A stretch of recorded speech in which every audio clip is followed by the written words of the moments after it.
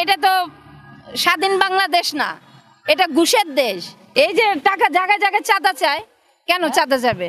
এখনো চাঁদা দিতে হয়? অবশ্যই দিতে হয়। সদরঘাট যান, চাঁদা দিতে হইব।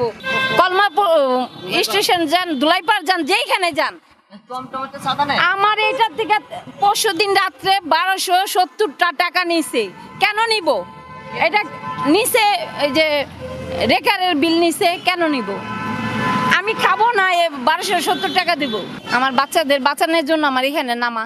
যদি আমার বাচ্চাদের মাদ্রাসায় পড়ে, মাদ্রাসায় থাকে, এই জন্য আমার এই কাজ করা।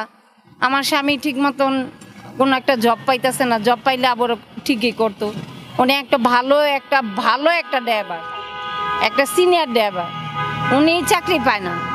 ঘুষ দিতে হবে, ঘুষ দিতে হবে, জায়গায় জায়গায় ঘুষ, জায়গায় জায়গায় চাঁদাবাজি। আমার গাড়িটা নিয়ে আমার সুইতে নিয়ে গেছে। কই নিয়ে গেছে? এই মিরপুর 10-এ নিয়ে গেছে।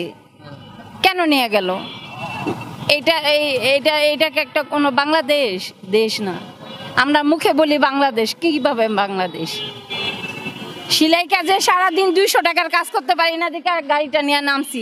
সেইখানেও চাঁদা দিতে হয়, কেন দিতে হইব? সেদিনকে আমার থেকে 1270 টাকা নিছে, আমি না খাওয়ানো ছিলাম। কেউ দিচ্ছে 10টা টাকা, 10টা কথা শোনায় প্রত্যেকটা রিক্সাওয়ালায়। কেন রাখছে, নামছো কেন, করো কেন, এই গাড়ি চালাও কেন? হ্যাঁ, এই যে আমার 10টা মানুষে দেখতেছে, আমার নিজের কাছে লজ্জা লাগতেছে। কেন জানেন? আমি নিজে পরিশ্রম করে খাই, মানুষে হাসে, আমার কাছে লজ্জা লাগে। টিটকারি মারে, কত নোংরা কথা কয়। এটা কি আমার পাওনা ছিলাম? আমি পাওনা ছিলাম না। মন চাই নিজে জানটা নিজে দিয়ে দেখি। এটা তো আল্লাহ সৃষ্টি করা জান। আমি মানুষের কথা তো দিব না। আমার 5টা বাচ্চারা তো মানুষে খাওয়াবে না, আমার নিজেটা নিজে খাওয়াইতে হইব। এখন বর্তমানে ওনার চাকরি নেই, এতদিন আমার কাছে ছিল না, 1টা বছর ছিল না। আমার বাচ্চাদের মাদ্রাসা মাঝে মাঝে আসে না, উনি আমার কাছে থাকে না, আরেক জায়গায় থাকে। আপনার পরিবারের খরচ কে বহন করছে বা কিভাবে? আমি প্রতিদিন আমার নিম্ন 300-400 টাকা দরকার, ওইটা আসে না। না খেয়ে থাকতে হয়। বাচ্চাদের মাদ্রাসার খরচ, 3-4টা বাচ্চার মাদ্রাসার খরচ 8000 টাকা। এই 8000 টাকা জুগাইতে কলিজাটা তার রয়ে যায়। তার আমার বাচ্চারা এতিমখানায় থাকে, এতিমখানায় বাচ্চাদের ওই যে খাবার, বাড়তি খাবারটা দিতে গেলে তখন আমার এই টাকাটা লাগে।